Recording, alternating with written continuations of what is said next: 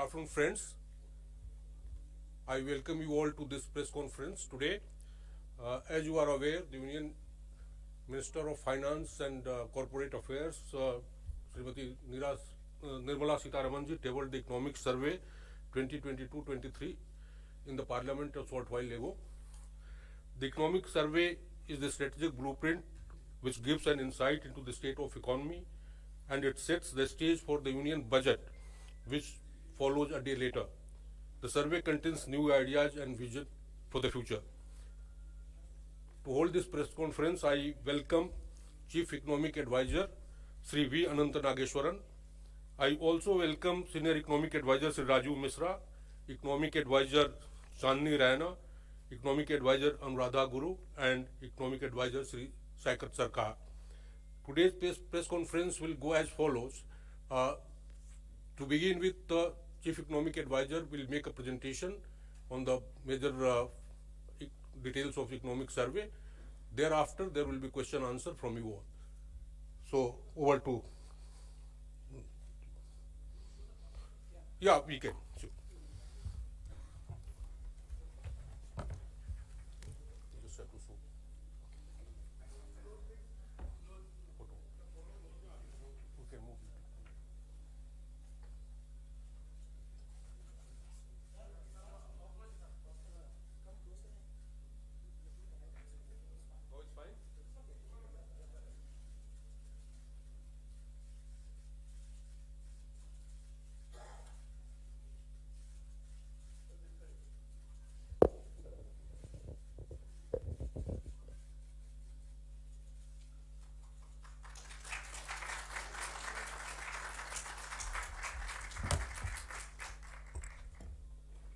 So, over to you, Mr. Nageswaran, please. No, you can.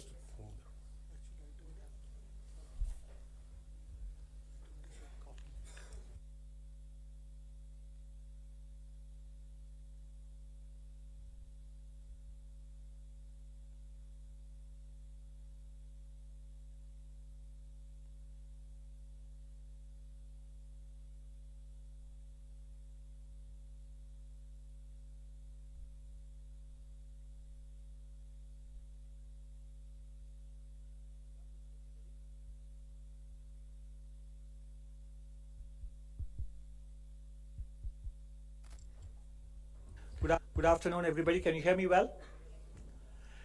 So we just spent 1 month of 2023, so you still have 11 more months to go. So I wish you all a very happy and healthy rest of 2023. This morning, we had the International Monetary Fund release its World Economic Outlook update. And they maintained India's GDP forecast or estimate for current financial year at 6.8, next financial year at 6.1, and importantly, for 24-25, they kept India's real GDP growth forecast at 6.8%. So they show an acceleration of India's GDP after a slight dip which they estimate for the next financial year. In fact, the presentation today is going to focus on this aspect, that India's GDP growth is poised to do better in the remainder of this decade, and that is the focus of this economic survey itself.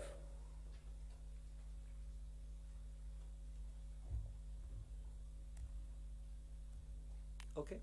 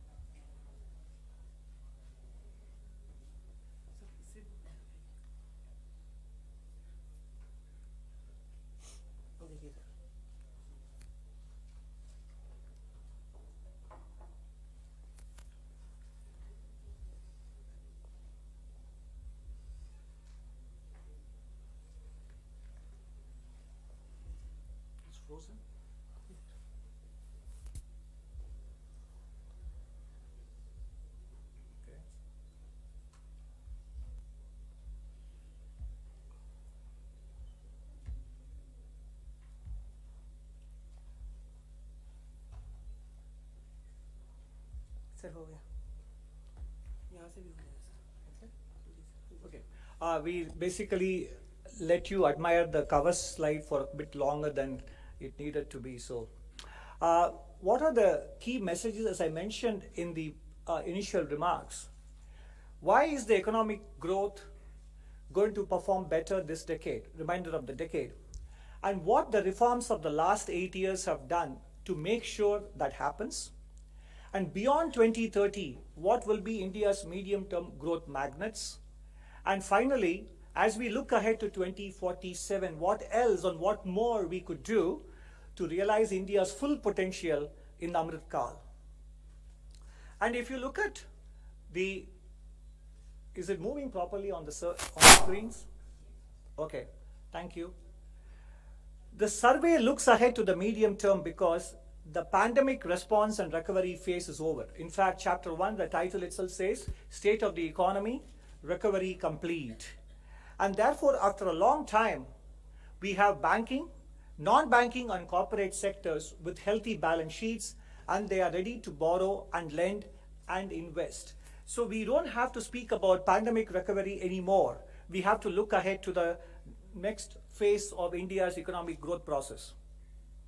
So why is economic growth going to be better this decade? In order to look ahead to the future, we always have to first look back at the rear view mirror. Let's rewind the tape a little bit.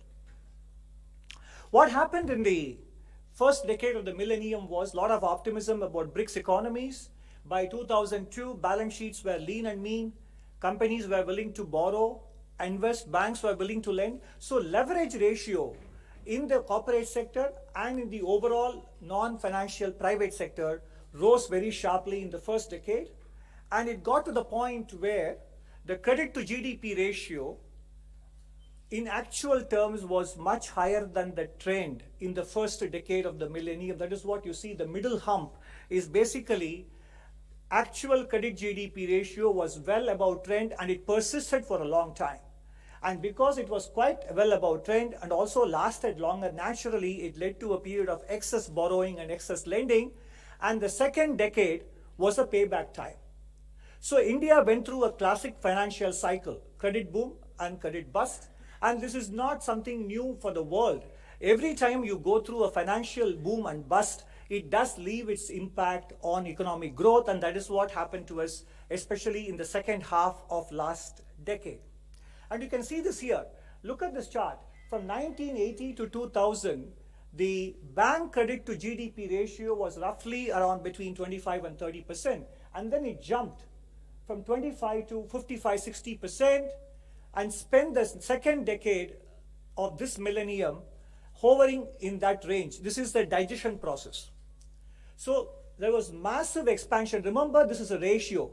GDP went up, but the bank credit expanded even more than GDP growth, and naturally such a big spike within a space of 10 years, what we could not achieve in the previous 20 years, naturally had to lead to some kind of a credit indigestion problem, which had to be adjusted in the second decade. And now that process of indigestion that has been sorted out and the balance sheets are repaired now, and banks' non-performing ratio, whether it is scheduled commercial banks in general or public sector banks, they are lower now. And you can see that also banks have done so partly through recapitalization, raising fresh equity, and also through higher provisioning. So bank balance sheets are repaired, and that is why you see that in the credit growth picking up. You look at credit growth across sectors, agriculture, industry, services and personal sector, housing loans and car loans, etc. The growth rate is now sustainably above double digits. And this is a sign that this is what we were missing towards the second half of last decade because of balance sheet issues. So quickly summarize exactly what happened was 2005 to 12, credit boom that led to balance sheet stress later, phase of a higher non-performing assets due to past forbearance. And then by the time we could repair, just want to leave one statistic with you. The non-financial private sector leverage ratio, debt to GDP, went up by 40 percentage points in the first decade, from 2000 to 2010. And from 2010 to 2018, it came down by 30 percentage points. And by 2018, that was kind of done, it had bottomed out. But before we could start expecting corporates to borrow and banks to lend, came the collapse of IL&FS and some housing finance companies. And by the time we got a grip on that problem, came the pandemic. That lasted 2 years. And then 2022, we had the commodity price shock and synchronized monetary policy tightening after a very long time in the developed world. So it's a case of balance sheet stress followed by successive one-off exogenous or external shocks that have basically prevented the impact of economic reforms pursued by the government on economic growth. We would have seen the results already, but for these successive one-off shocks on the back of a fairly large credit boom that turned into a bust. The reforms of the last 8 years, which I just now mentioned to you, basically spans multiple dimensions. It is not purely about economic reforms for higher growth. It is also about inclusive growth, financial inclusion, banking cleanup, the creation of the digital public infrastructure, which I think I'm going to talk about a bit later as well, and contribution to healthy India, ease of living, and continuing on to the next slide, physical infrastructure creation, facilitating investments, transparent taxes and tax administration, ease of doing business, and farmers' welfare. So broadly speaking, about 10 areas we have covered here. These reforms were happening even as the banking cleanup was going on. And this episode between 2014 and 2022 has a lot of parallel to what happened between 98 and 2002 as well. Then, as now, the banking system was coming out of an NPA crisis, and there were sanctions on India after the nuclear device was tested in Pokhran in 98, and deleveraging was getting on in the banking and corporate sector.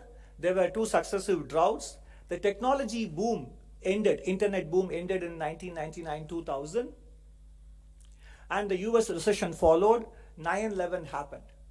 But amidst all these shocks, interest rates were deregulated, privatization was pursued vigorously, and the first foundations of the insolvency and bankruptcy regime was laid with the asset recovery mechanisms. The FRBM Act was introduced, and today's digital infrastructure, which we talk about, the foundation for that was laid with telecom reforms in that era. But obviously, there is a lagged effect for these reforms to show through in the data because underlying conditions had to turn favorable. We talk of public digital infrastructure. Okay.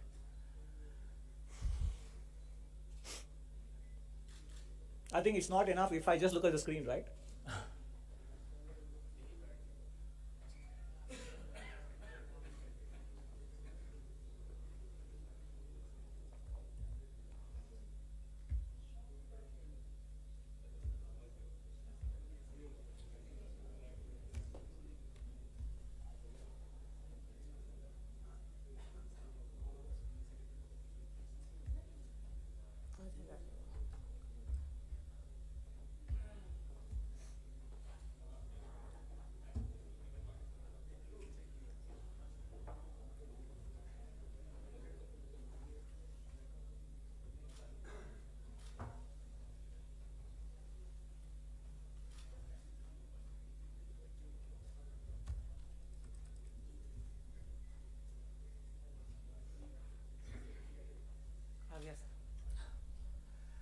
Yes. I'm reminded of what economist Joan Robinson said in the 1960s about India. Whatever you say about India, the opposite is equally true. That's what she said.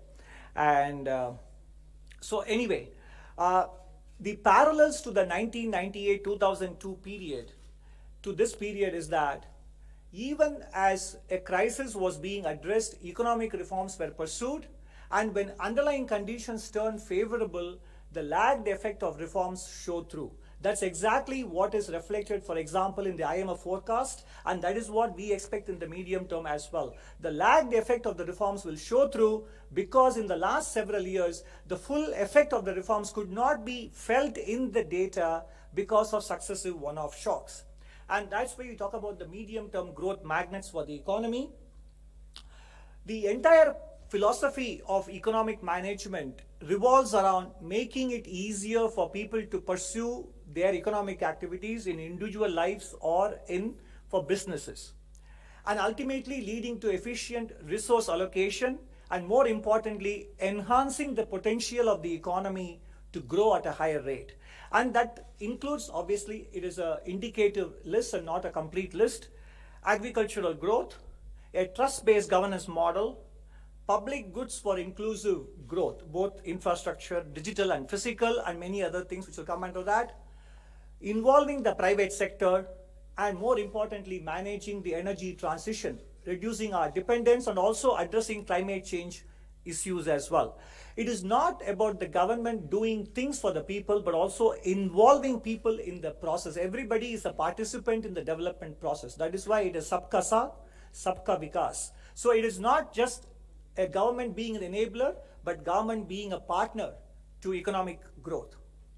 First, we deal with one of the pillars, agricultural growth. Thanks to many of the initiatives which you see around this slide, what you see is that the share of private sector investment or capital formation in agriculture has reached a level which is higher in the last 12 years. Since 2013-14, 9.3% of overall gross capital formation is contributed by the private sector in agricultural sector. And it has been facilitated by the creation of the Agricultural Infrastructure Fund, a national agriculture market which has linked farmers with direct buyers, FPOs which take into account organic farming options as well, and more importantly for the farmer, income support as well as risk management through crop insurance. All of these things have paved the way for greater participation of the private sector in capital formation in the agricultural sector. This sector is no longer about being a primary sector. It also has tremendous export potential, as we have been observing lately in our merchandise goods data for the last several years. What about the trust-based governance model, the second pillar of the development and growth strategy? The Insolvency Bankruptcy Code restores trust between the borrower and the lender. The borrower has an exit option and so does the lender. And that is the key to this. And the important thing is, more than 7 lakh cases, even before they come into the IBC process, have actually gotten resolved before they enter the process. And that is the most important thing, which doesn't get captured in the data. The usefulness of IBC is in ensuring borrower payment culture even before they enter into a resolution process. Ease of doing business, one illustrative example is the Real Estate Development Regulation Act, which has ensured trust between developers and buyers, making them more transparent and check-based transactions rather than relying on black money. Effective governance is about making sure that the public don't feel threatened by legislations and rules and regulations, and every time they commit a mistake innocuously, it need not be deemed a criminal offense. So decriminalization of many provisions of Companies Act and several other economic offenses restores trust between the governing and the governed as well. And in terms of the trust with respect to public accounts and public money, there are many dimensions. It is not just about the quality of expenditure that has gone up in recent years. Of course, capital expenditure in government budget has gone up from 12% to 19% in the last 5 years, and revenue expenditure share has gone down. However, it is not just about the quality of expenditure improvement. The way the government has become more transparent with respect to the budget deficit numbers, the prudential assumptions being made for budget deficit calculations, etc., expenditure management, making sure that public procurement is transparent and enables everyone to compete and have a fair shot at becoming a supplier to the government. All these things are part of fiscal and public expenditure management. Now, moving on to the more macro dimension of it, if you look at the last 16 years, there is much talk about today of India's high deficit debt to GDP ratio.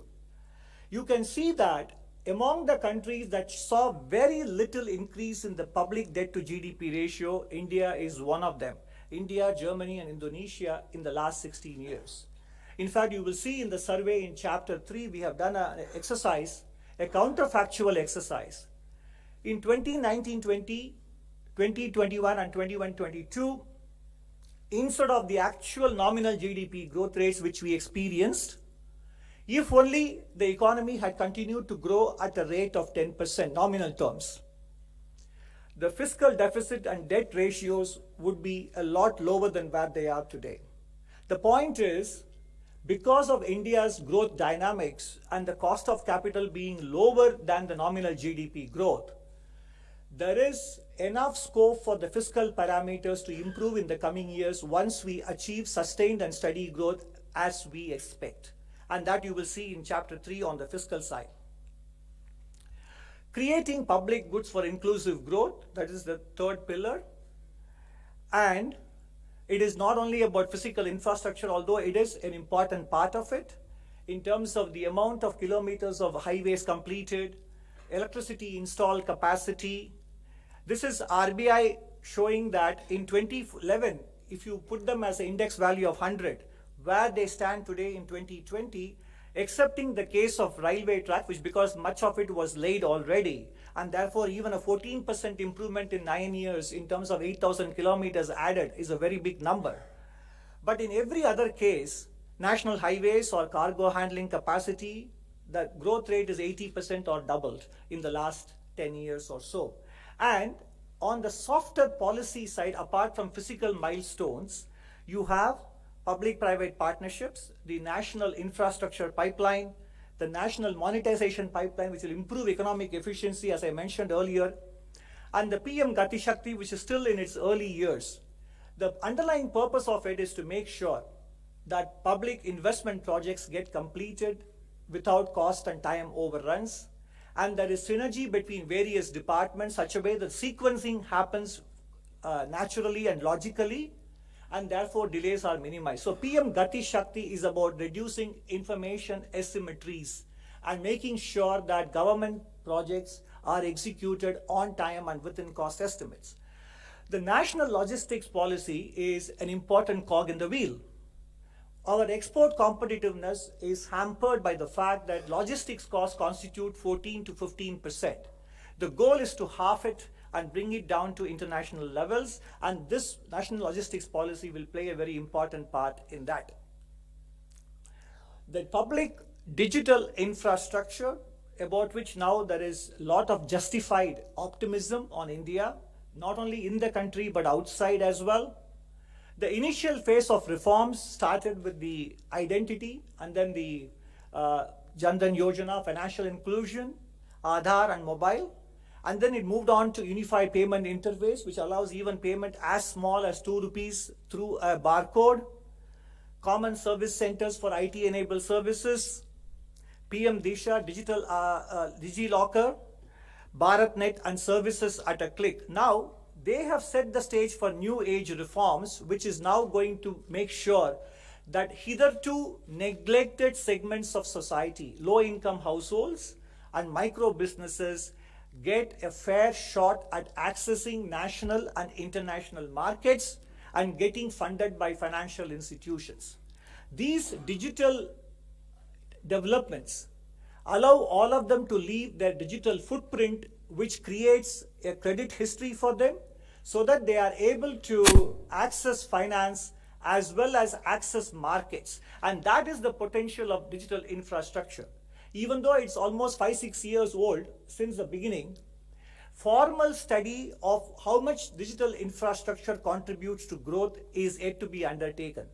But it is my belief that India's improved balance sheets and the digital infrastructure together will add anywhere between 60 to 100 basis points to India's potential GDP growth, which is what we were missing in the course of the second decade. This is an elevation and enhancement in India's potential GDP growth because the baseline is assumed to be around 6% by many international organizations. But what is important is we have a financial cycle that was disrupted in the second decade. That is coming back.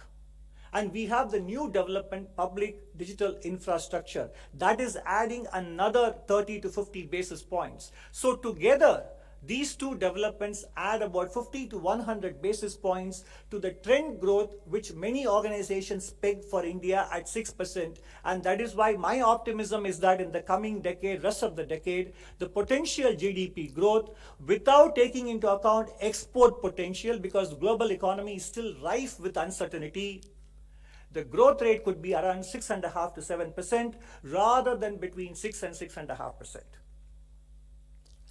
Ultimately, economic growth is only a means to an end. And what is that end? The end is prosperous and dignified living for citizens. And therefore, basically, the chapter on the social sector, in a departure from the previous economic surveys, we have actually brought it to the front of the economic survey. After the initial state of the economy, medium-term outlook, fiscal and monetary affairs, inflation, the sixth chapter in the survey is on social sector, and perhaps it is the longest and the biggest chapter in the entire economic survey this year. And there is a reason for it, both in terms of its placement and its size, because the interventions made by the government have been substantial, and it is to make sure that no one is left behind. This is about inclusive growth.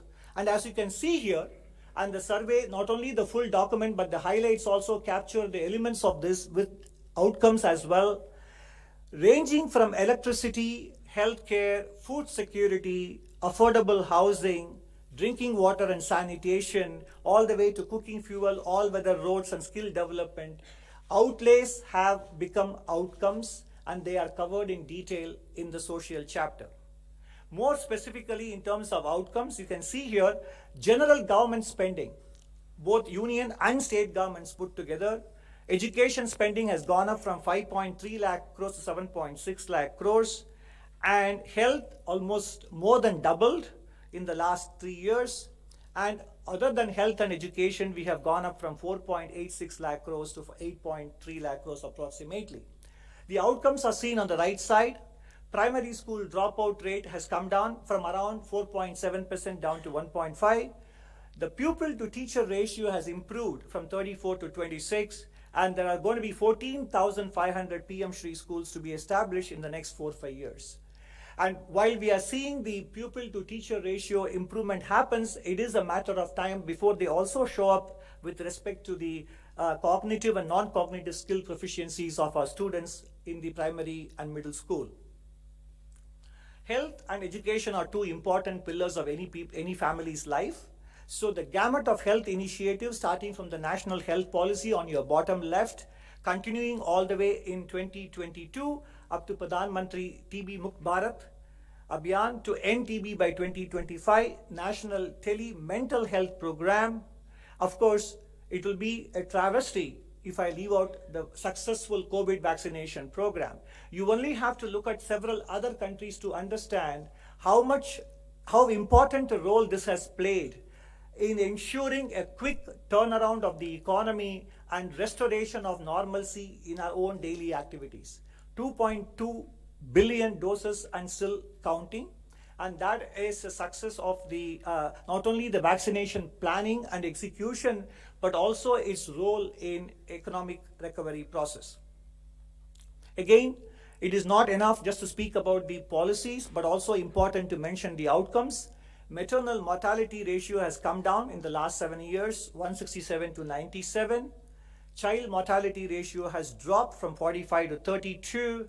And under 5 mortality ratio has dropped from 39 to 28. Because of these, and because of government's health insurance programs, a family that used to spend nearly 2/3 of health expenditure on its own is now spending only 48%. And stunting in under 5 children is down by about 3 percentage points, and institutional delivery births have gone up from 79% to 89% in the country. which is a good sign, which means it will naturally have an important role in reducing both infant and under 5 mortality, as well as more and more institutional births happen. What about the private sector participation? Well, the tax cuts of 2019 played a big role in ensuring that the private sector was able to repair its balance sheets quickly and consider investing, about which I will show the evidence later. And this also has paved the way for production-linked incentive scheme to be implemented. This scheme is a very important strategic decision. If you look at the history of East Asia, there was active industrial policy that played a big role in them joining the first world within a space of a single generation. An industrial policy that does not so much as reward winners but punish the laggards is what East Asia did. And today India sees an opening in the global supply chain. Countries are willing to diversify, not only because of pandemic but also because of political reasons. Just in time inventory management has given way to just in case inventory management, and it is about friendshoring, etc. And therefore India sees an opportunity. There was a talk of India having prematurely deindustrialized. I would say that India simply had not industrialized enough. There was never a premature deindustrialization. Infrastructure was missing and manufacturing at scale was missing. These two missing gaps have been now plugged with the creation of physical and digital infrastructure and the PLI policy, which basically ensures that India is able to create global scale in local manufacturing for export markets. And the important thing to remember is PLI is a portfolio approach, and there is no payment in anticipation of performance. Payment of incentives happens after the units perform and deliver excess production over and above their benchmark. If they don't produce, they don't get the incentive. So it is a payment against performance and not payment in anticipation of performance. National monetization pipeline is going to unlock the productivity of public assets through leasing or outright sale, and this investment you saw in the privatization of Air India, and it is clear that the government also articulated its policy towards public sector enterprises, hoping to retain its presence only in core sectors and exiting non-core sectors. Foreign investment licensing norms have been liberalized. There is automatic route for more sectors now, 100% automatic FDI, and there is a single window facilitation portal, the outcome of which is seen in the actual gross FDI inflows. The blue line shows you. As a percentage of GDP as well, it has gone up from 2.2% to 2.6% of GDP. And ultimately, the various investments, whether it is domestic or foreign, have to translate into employment. Urban unemployment ratio has come down during the pandemic peak of around 20% down to 7. And the worker population ratio has picked up from a low of around 35% back to around 45%. EPFO payroll data, which tracks new workers joining the scheme with salaries of 15,000 or below, in 22-23, their levels are running well above the previous 3 years. And in terms of the facilitation of employment, the eShram portal provides a bridge between employers and informal workers, and the National Career Service has registered 2.8 crore job seekers and 6.8 lakh employers as well. So what is going to happen is that as the private sector investment begins to kick in, and as the construction sector comes back to life with rural migrants getting back to their urban employment opportunities, the employment scenario will pick up as it did in the first decade as well. In the first decade, the capital expenditure resulted in employment generation, and that is a phase that India is looking ahead to in the coming years as well. Micro and small businesses, we all know that India has a preponderance of micro businesses, but the recent changes in changing the threshold and also adding a new criteria, turnover apart from investment, and more importantly, the provision of emergency credit line guarantee scheme during the pandemic have enabled that this sector remains in good health. And the evidence of it is what we see. GST paid by micro, small and medium enterprises didn't really flag or slacken in the pandemic year. They kept up. If anything, they registered gradual increases from 18-19 all the way to 21-22 as well. Energy transition. This is both a matter of security, energy security, as well as ensuring that India deals with climate change. India is well ahead of its target for renewable energy mix in the overall energy mix balance. And we have 8 missions now addressing climate concerns.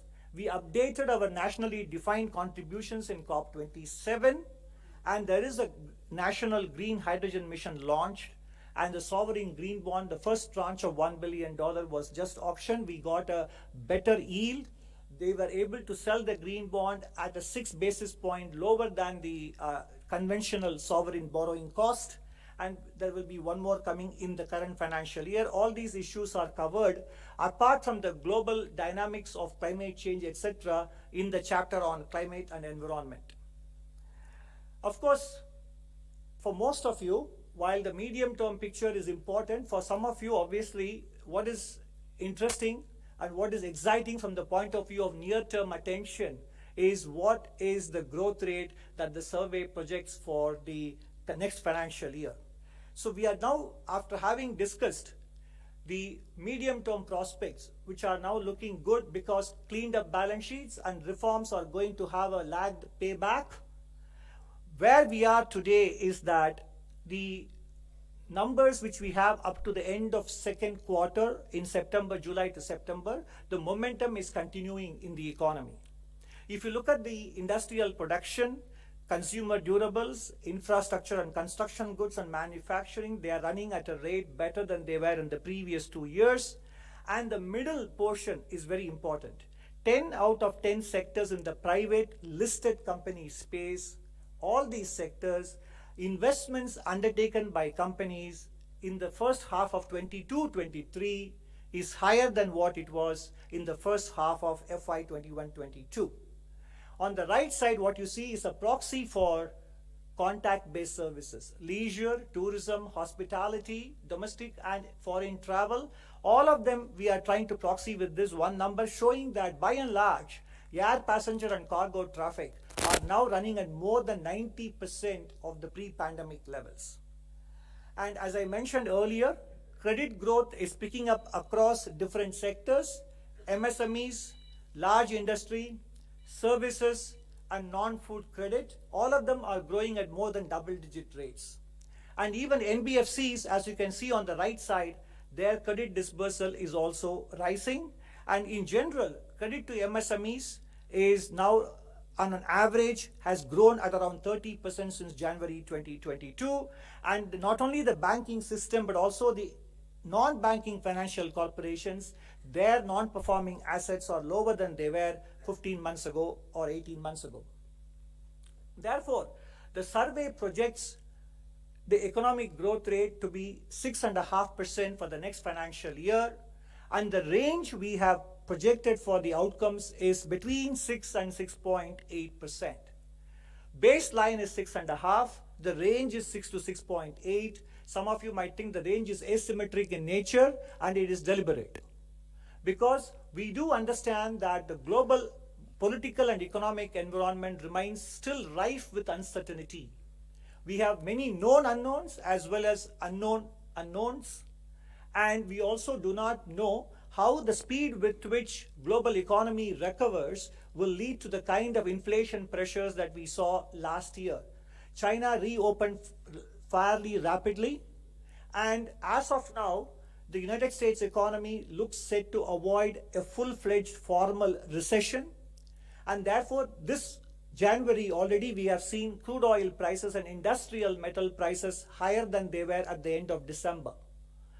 From the Indian standpoint, a moderate to somewhat significant global economic slowdown will be on balance a better outcome, because it would lead to lower commodity prices and and the cessation of interest rate tightening in the developed world, weaker dollar, etc. Therefore, in order to make sure that we fully accommodate the downside risks, the band has been kept at 6 to 6.8 and the baseline number at 6.5%. This number is very much in line with what international organizations have predicted, including what the IMF said this morning. So therefore, ladies and gentlemen, we have basically come to the end of the presentation, and in this last slide, as I mentioned at the very beginning, what more can be done to ensure that the potential GDP growth does not, and we have to make sure that we reduce the dependence on fossil fuels and ensure availability of rare earths and critical minerals to make the switch to renewable energy. And no country that is developed today has managed to reach this far without having a viable Mittelstand, the small medium enterprise sector. So we have to continue to pursue what we have been doing in the last several years, ensuring that the MSME sector becomes more and more formalized. The skilling and education envisaged under the new education policy has to be pursued, because 21st century challenges are going to be different from the previous century. Old age care, elder care, mental health, living with the green economy, all these things are not something that our education system was prepared for earlier. Therefore, that has to be addressed as well. And we have to make sure that women are able to contribute as much to economic productivity and activity as they are capable of. And today's Republic Day, this year's presentation focused very much on Nari Shakti as well.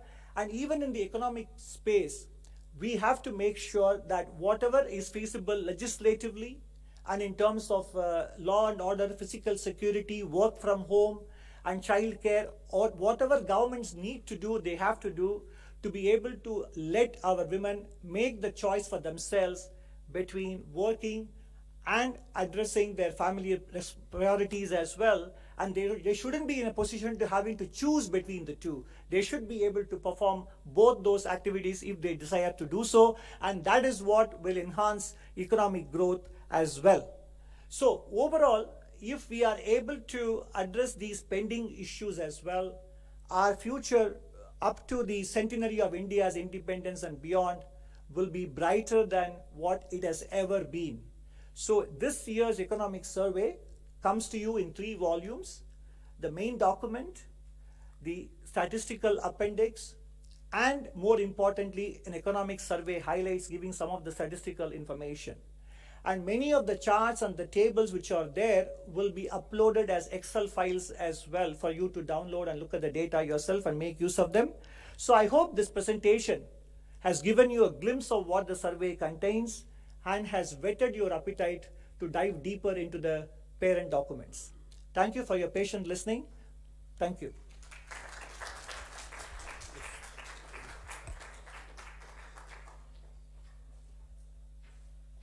Yeah, Sunil. Yes, 255.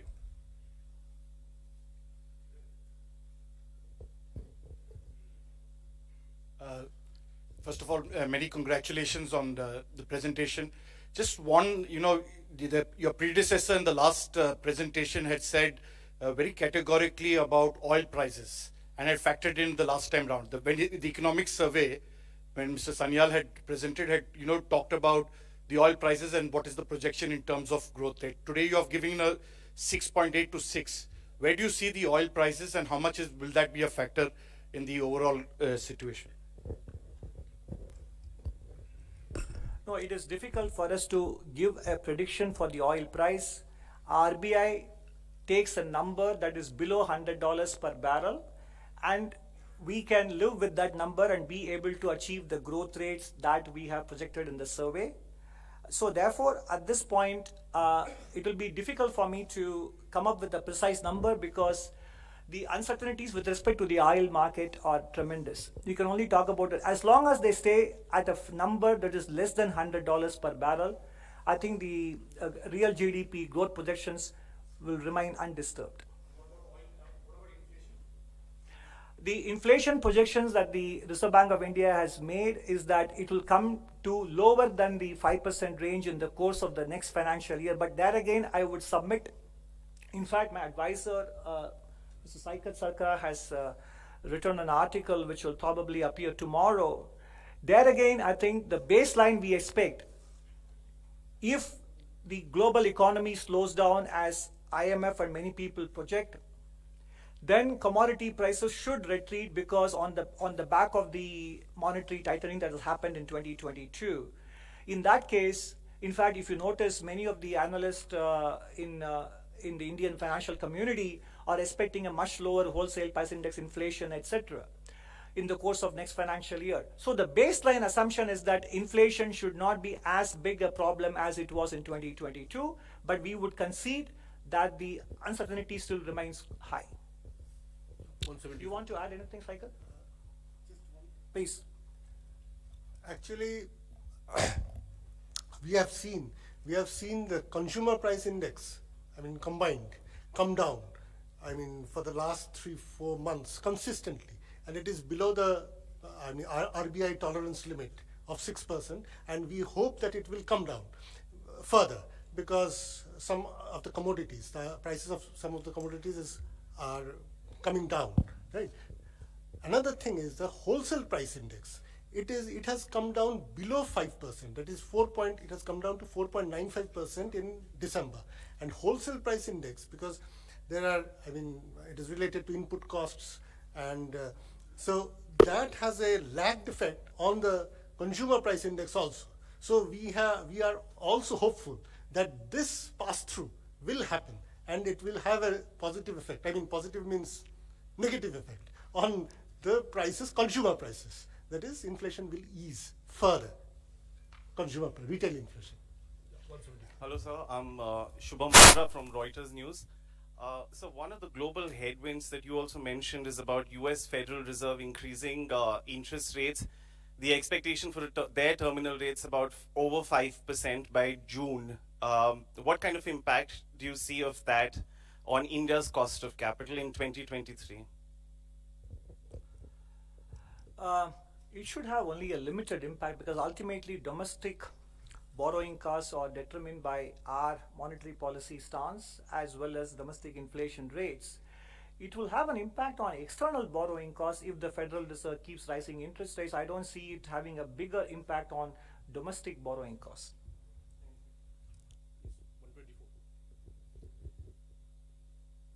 Good afternoon, sir. Sapna here from CNBC TV 18.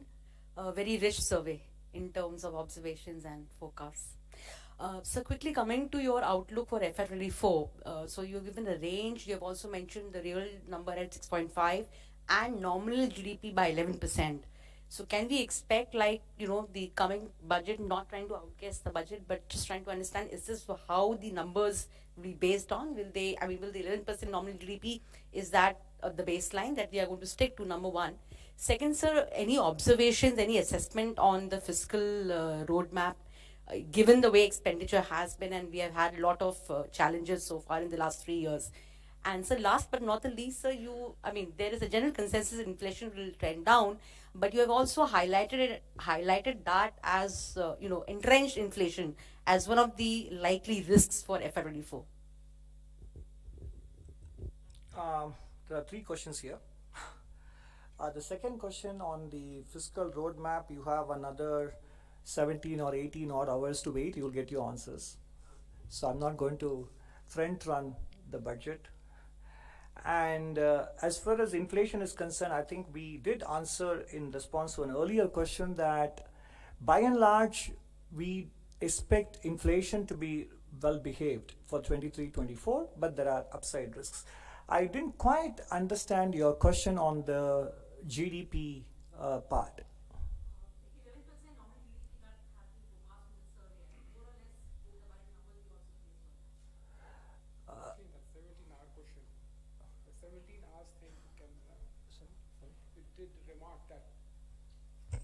I'll just reiterate what CEA said. We have to wait for the budget for this year.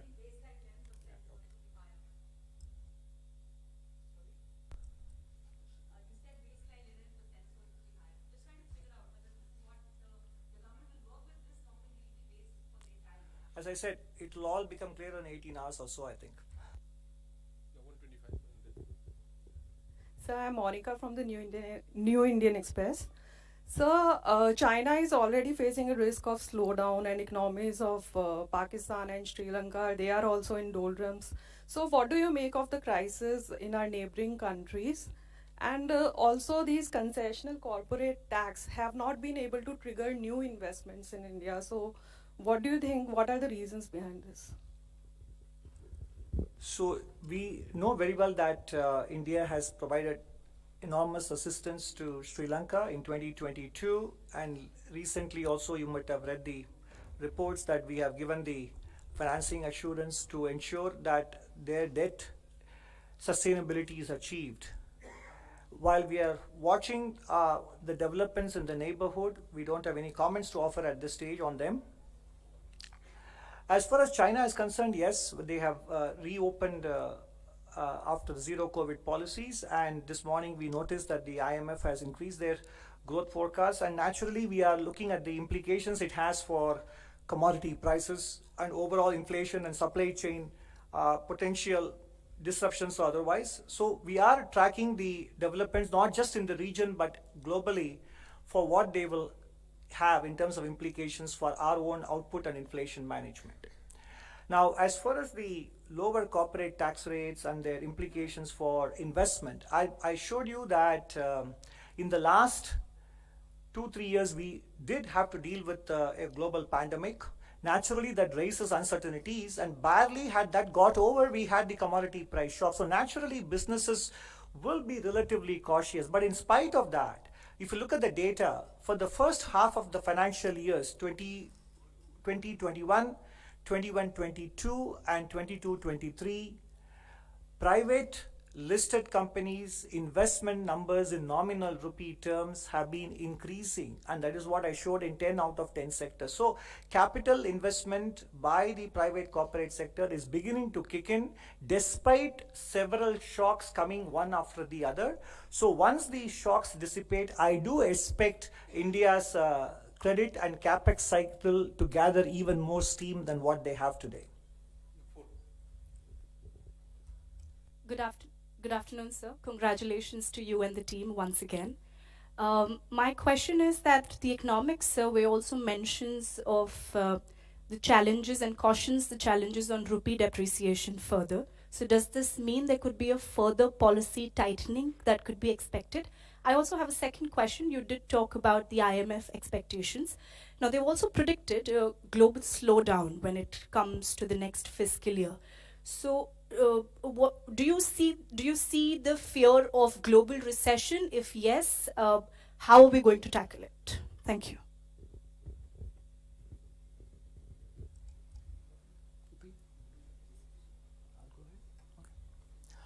No, actually, we do not make forecasts for the rupee, nor do we comment on what RBI should be doing or ought to be doing, so I can't answer your first question. Basically, rupee in general, if you look at this year, financial year, has performed reasonably well in line with other emerging market countries have done or even better. And to the extent that the markets expect the tightening in developed world to achieve some sort of a pause in the course of calendar year 2023, then emerging market currencies, including India, will do better. Now, your second question was about global recession. I mentioned in my remarks as well, we don't have a forecast for the global GDP growth. But I mentioned that on balance, between normal global expansion and a global slowdown from the Indian external account point of view in terms of imports and exports and our current account deficit, a global slowdown in today's context would serve us better than a global economy that is re-accelerating, but it is not in our hands. We just have to deal with it as an exogenous factor and respond to it as ably as we did in the course of 2022. Sir, this is Deepak Mandal from New Indian Express. Yeah. So, sir, you said that for the rest of the decade we'll grow at 6.5 to 7%. My question is it good enough to kind of create that kind of job that we are expecting, or the kind of better life that we hope to give to the citizens? And do you think we have given up on the hope of more than 8% growth rate? So employment generation is an important policy goal. Several initiatives have been taken. And in the last several years, if employment growth was not as commensurate as we would have expected, it is because exactly for the reasons that I went through in the presentation, we have come through a period of multiple shocks and balance sheet stress. Now that one by one we have addressed these issues, and as soon as the global conditions also become more benign and less hostile to us, some of the parameters that we expect to see in the economy will manifest.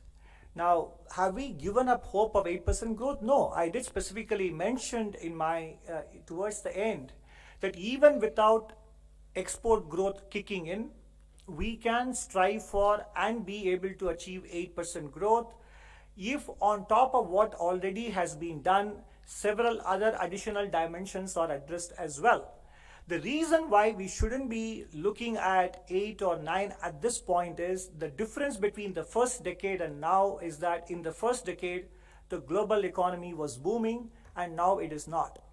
And in the second decade as well, in spite of the aggressive, unconventional monetary easing in the developed world, economic growth was not to the extent that they would have anticipated.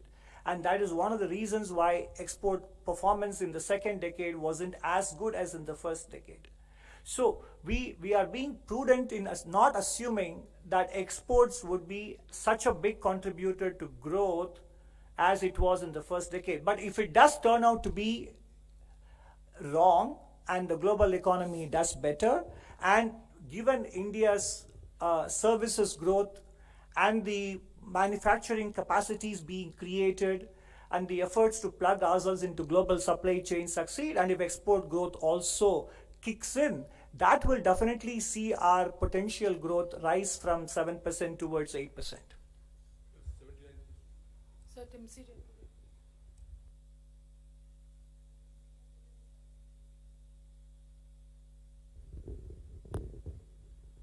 I have two questions. Firstly, you've mentioned in the survey that it's basically a caution that widening current account deficit is something that the government needs to look at very carefully.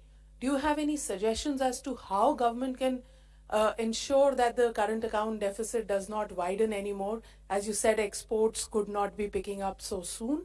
And secondly, you said domestic demand is also pushing up growth. Given that, how do you think government can provide more money in the hands of the people so that the domestic demand that you are looking at keeps on continuing?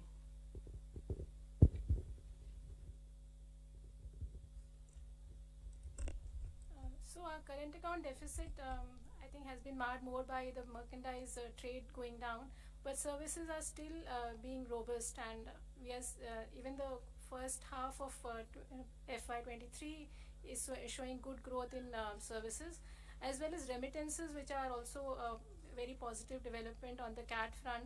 So these two things going forward, we are expecting that CAD would be in a reasonable range, and even RBI governor has recently mentioned at a forum where he's talked about manageable current account deficit going forward. So,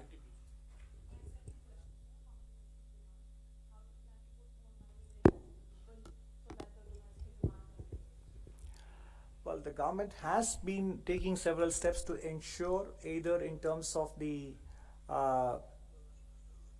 direct benefit transfers and supporting the low and marginal income families with food subsidy, and there is a rural employment guarantee program as well. So bulk of the support to domestic demand will come from the fact that economic growth will be accelerating, and the public investment spending by the government also creates downstream demand and employment activities.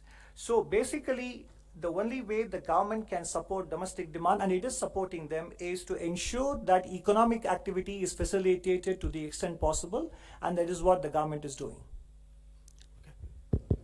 Sir, Tarun Sharma from Z Business. If you allow me, can I ask you in Hindi, sir? Okay. So firstly, sir, क्या capital expenditure जो जिस तरह से 22 से 23 के financial years में deploy हुआ था, यदि वो नहीं होता है, उसके बावजूद क्या 6.5% की ग्रोथ क्या पाई जा सकती है या नहीं? पहला सवाल। दूसरा सर, आपके इकोनॉमिक सर्वे के बाद रुपी ने आज 3 वीक्स का लो लगाया है, क्योंकि आपने कंसर्न जो जाहिर किया रिपोर्ट के अंदर कि एक्सपोर्ट्स में आगे कंसर्न रहेगा। तो सर क्या आप कोई आउटलुक दे पाएंगे, क्या रुपी किस तरीके से इस पूरे साल में रह सकता है, कितना कंफर्टेबल स्टेज है? तीसरा सर, रूरल डिमांड आपको इस पूरे साल में कैसी दिख रही है, क्या ट्रेंड आपको वहाँ पे देखने को मिलेगा?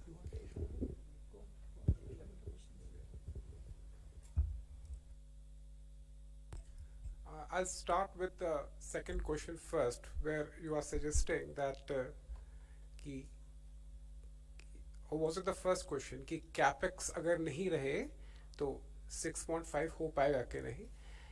देखिए, capex एक certain level of equilibrium में पहुंच गया है and government is at liberty to decide कि उस level पे क्या करना है, which will come out in tomorrow's budget. But independent of that, we are looking at the rebound in private consumption. और इंडिया इतना बड़ा इकोनॉमी है, स्केल इतना है कि ये रिबाउंड हमारा सस्टेन करने का काफ़ी चांसेस है even in the next year. At the same time जो अभी पब्लिक कैपेक्स इंक्रीज किए हैं and the private sector capex is coming in, इससे भी इम्पैक्ट होगा ग्रोथ पे।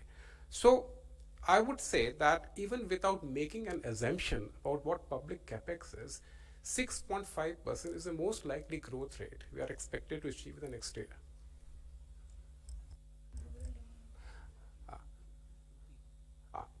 Regarding the, I think you also mentioned something about the value of the rupee, given the fact that exports may not be so encouraging.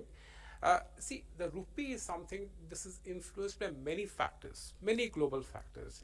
And RBI does a very good job in calibrating the value of the rupee, and it understands the importance of the economy as to the level of currency that should be an equilibrium currency. But of course, if there are adverse factors, we have to go by, because remember, we are on a floating exchange rate. We cannot be controlling the rupee. So as such, if at all this is happening, we'll see as we go forward as to the best measures that can be taken. And Sir, good afternoon. My name is Shishir. I'm from Hindu Business Line. Sir, my question is that when you are talking about potential growth rate of 6.5 to 7%, what are the three major headwinds which could affect this 6.5 to 7%? Of course, you are also talking about the tailwinds, sir, but what about the headwinds, sir? At this point, the headwinds come primarily from global factors, because what really holds back the growth rate is the fact that our net exports are negative, because we do depend on external markets for critical inputs. So crude oil price and primary commodities, their prices in general, because last year we saw that food, fuel and fertilizers, all three of them went up in price. So definitely geopolitical developments that further disrupt global trade or send commodity prices higher, those would be primary headwinds to our economic growth projections. So Meghna Mittal from ET Now. I wanted to ask you that do you think will India need to aim at higher deliverables under revenue and expenditure heads going ahead if they want to mitigate the impact of external headwinds? Will India need to do what? Aim at higher deliverables under revenue and expenditure heads, because Higher deliverables? Yeah. Not sure I understand your question. Higher revenue and expenditure going ahead in the next financial year, because external headwinds will definitely impact the growth and So are you basically trying to say that should fiscal policy support growth? Yeah, if external- increased expenditure and also increased revenue we should aim at. Well, I mean, fiscal policy has supported growth by ramping up public investments in the last several years. And you will see tomorrow whether what the government has decided in, with respect to that. And more importantly, at this stage, as we said, if you look at the data, private consumption in the first half of the current financial year, if you look at the macro data, is actually at a very healthy level, and it is picking up as well. And I showed in my slides that private corporate investments is picking up. So I think the time has arrived, barring again global shocks, for the private sector to take over the baton of running with economic growth. Because as long as the banking system was nursing its balance sheet, and so did the corporate sector, the only sector that could borrow, to which banks would be feeling comfortable to lend, was the government. And that is the reason why government took it upon itself to do the public investments. And not only support growth in the present, but also provide a durable foundation for the future. That has been done, including taking care of national security needs and the pandemic-related expenditure, etc.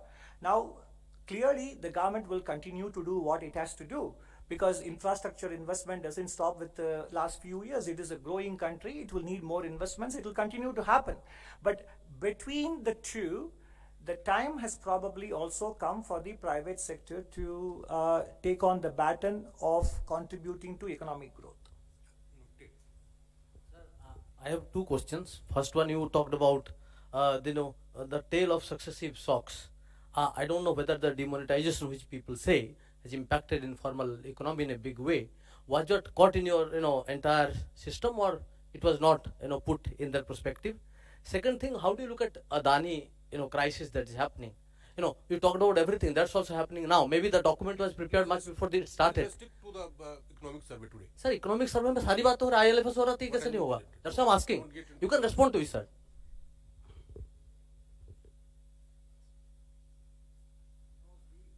We don't comment on single companies in this economic survey, or for that matter, we don't follow corporate stories. And as far as we know, as I showed in my slides, the corporate sector as a whole has deleveraged and balance sheets are healthy. So what happens to one particular corporate group, etc., is a matter between the markets and the corporate group.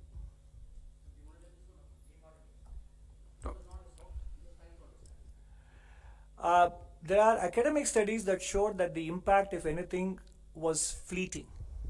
And it had a positive contribution in terms of hastening the transition to the digital economy, and in terms of discouraging black money creation. So to the large extent that India today has embraced digitalization, the origins of that could be traced to demonetization. 86, please. Hi, sir, this side. My name is Prakash Pedashi. I work for 18 House Swadesh. As you mentioned in your presentation that reduction in corporate taxes has, have helped government to, increase private investment. So in line with that, are you your opinion that the government should reduce personal income tax as well for the consumer to increase their income as well to increase demand?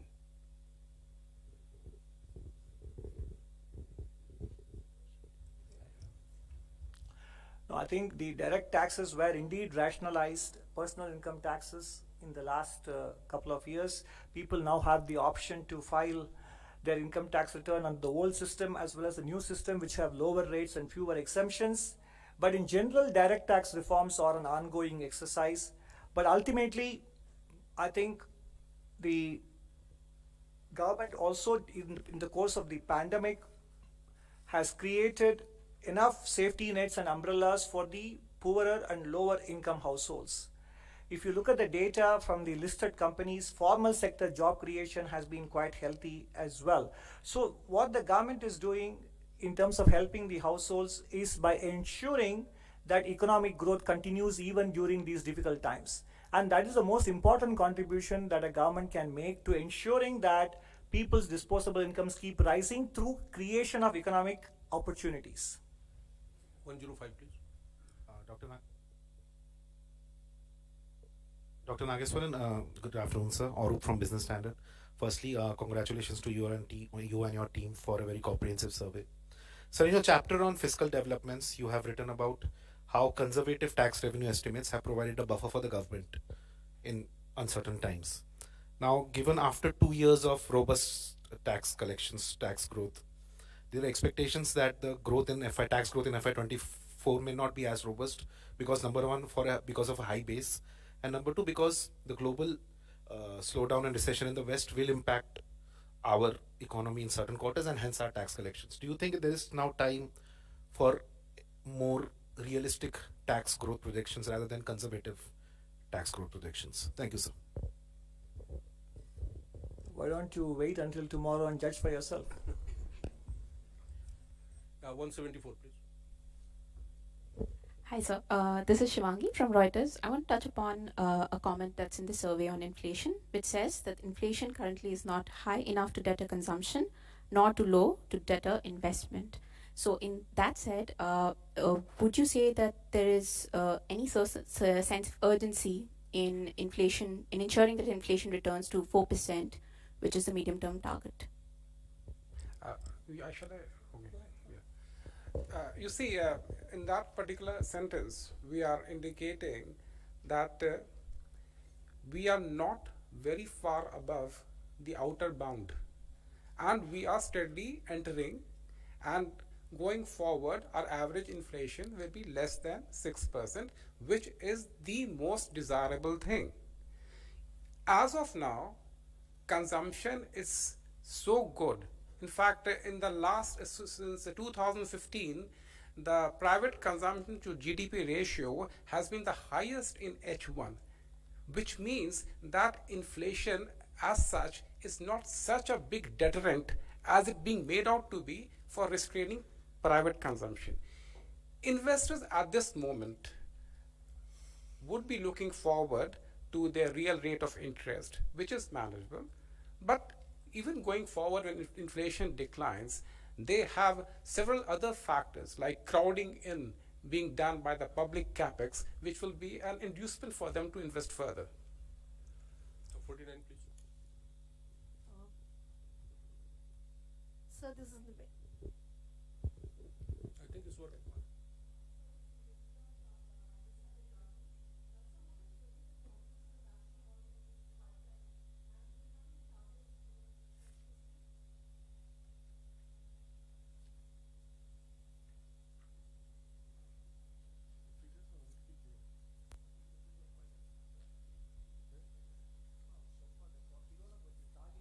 We don't have a number for the national monetization pipeline targets for next financial year.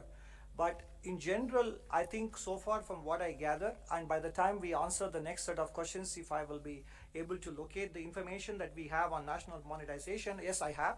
So against the monetization target of 0.88 lakh crores in FY22, 0.97 lakh crores was achieved. So FY23, I don't have the numbers with me, nor do I know of a specific target for FY24. 68.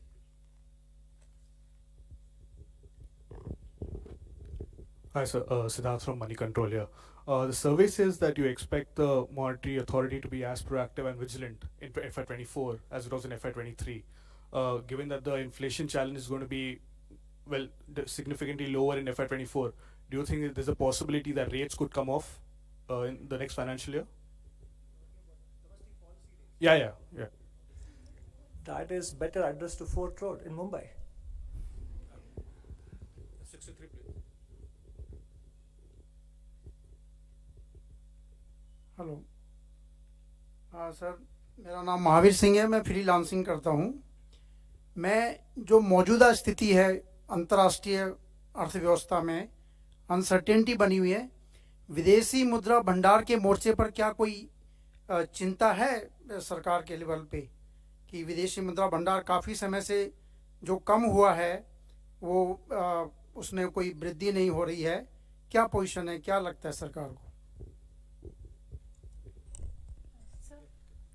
So, forex reserves are managed by the Reserve Bank of India, and the numbers as of December, which are appearing in the survey, also are covering 9.3 months of imports. So, according to our understanding and as per RBI also, we are in a very good position on forex reserves.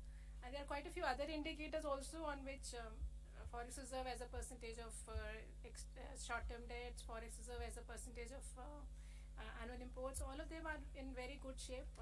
All the external sector variables, we have a comprehensive information in our chapter 11 which talks about vulnerability indicators, so I would refer you to that table.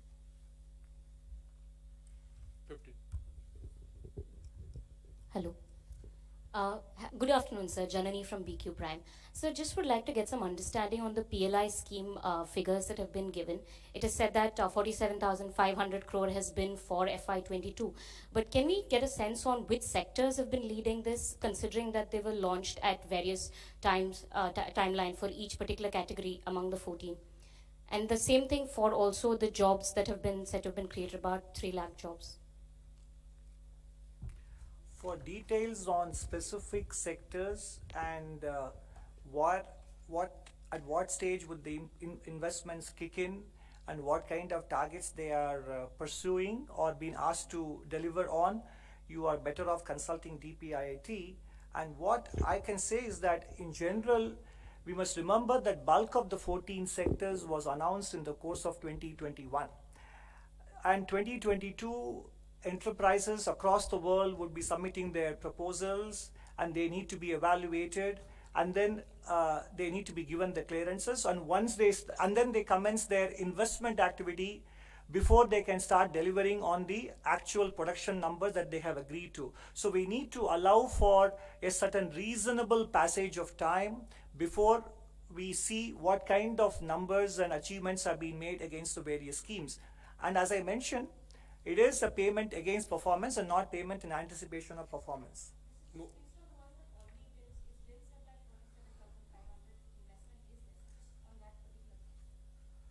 So in the highlights, we have provided some information based on what is available from DPIIT and how the targets that they had set for financial year 22-23 are well on track to be met. And it is there in the highlights. 265. The survey has said that the agriculture sector has done well, but it needs some reorientation in terms of the challenges like climate change and high input cost. So, sir, what kind of reorientation you would be liking to suggest? Any comment on that?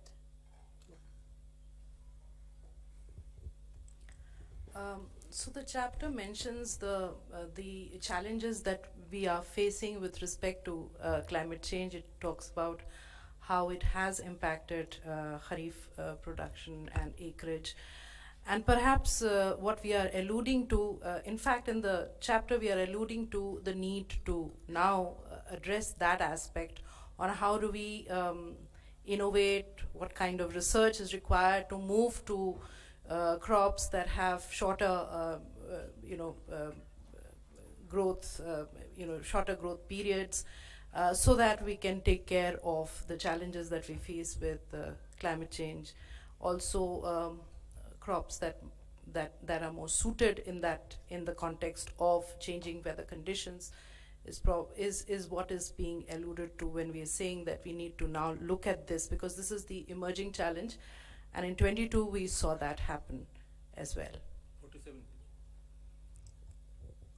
Hi, sir. Kriti from Informist Media. So, 2 questions. Since you said that you do not expect Fed rate hike cycle to affect domestic borrowing or the market rates in the domestic market, does that imply that the center is going to depend more on market borrowing going forward? Second one, sir, the survey says that government is committed towards divestment but dependent on external factors. Since divestment department this year again failed to meet the target, what external factors would you deem comfortable enough for divestment target to be fulfilled? So whether the government would be depending on market borrowings, etc., again, as I said, the answer will be known to you tomorrow. So we won't comment on it. No, divestment is a function of multiple factors: investor interest, market conditions, etc. And market conditions in turn in India are also influenced as much by domestic factors as they are by global market sentiment and global market trends as well. So those are all the external factors that we must take into consideration in determining the timing of the divestment calendar. Yeah, 18. Sir, you have stated, I am Ujjwal Narayan from Newsrise. You have stated that growth will accelerate in the physical consolidations. Though, so there is one-to-one relation between both, and how do you explain this in the current scenario? Sure, I understand your question well. As you have there is a statement that with the growth, the physical consolidation will happen. So how do you, there is a one-to-one relation between the both, and how do you see this in the present context of Indian economy? No, it's an empirical fact globally established that economic growth generates the kind of revenues and economic activity that in turn allows fiscal situation to become more stable across the world. And we experienced that ourselves in many a time in the past, including in this new millennium, and even in developed countries like the United States and Canada, etc. And in India's case as well, it is always true that economic growth plays a very important role in fiscal consolidation. And what we are shown there is that if we achieve a steady, even a reasonable nominal GDP growth of around 10%, if not more, it would naturally result in fiscal parameters improving, given the fact that the cost of capital is lower than the nominal GDP growth. That's all there is to it. We'll take one last question from 22.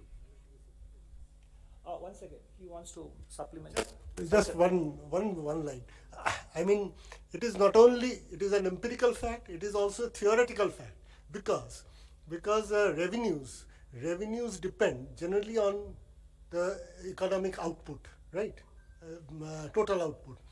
But the expenditures do not, expenditures are sticky downwards, like defense expenditure, like other expenditures. You cannot reduce them. So, logically also, when economic growth happens, then we expect the fiscal consolidation to take place. It is, theoretically true also.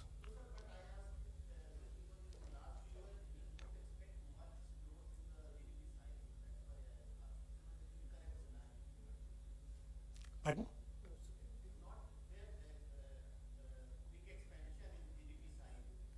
No, we are expecting. No, even a 10% nominal GDP growth would have a meaningful impact on fiscal parameters. Yeah, we are expecting. Sir, Subhash Narayan from Mint. Just wanted to understand, we were told that the public spending has reached an equilibrium, public capital expenditure. Is there a need to step up capital expenditure by the government, or is this the level that should be maintained? No, I think capital expenditure as a developing country which is aspiring from lower middle class, lower middle income category to middle income category, etc., infrastructure upgradation, infrastructure creation will always be there. The right balance has to be struck between public and private sectors depending on each one's ability to spend and other parameters as well. So there is no hard and fast mechanical or formulaic approach to this.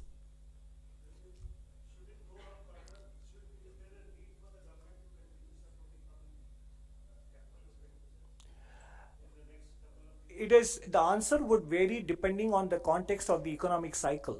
The government, I responded to an earlier question also, that in the last several years, because of balance sheet considerations in the private sector, and because banks wouldn't be lending to more, let's say, riskier borrowers, given their own balance sheet problems in the banking system, the government took on the mantle of continuing with public investments and ramped it up quite significantly in the last several years.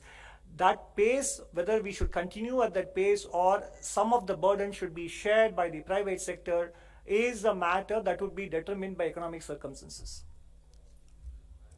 So, as we come close to this press conference, I thank you, Senior Economic Advisor Dr. Anantha Nageswaran and his team, and I also thank all the friends from media who have come to attend this press conference. Thank you and good.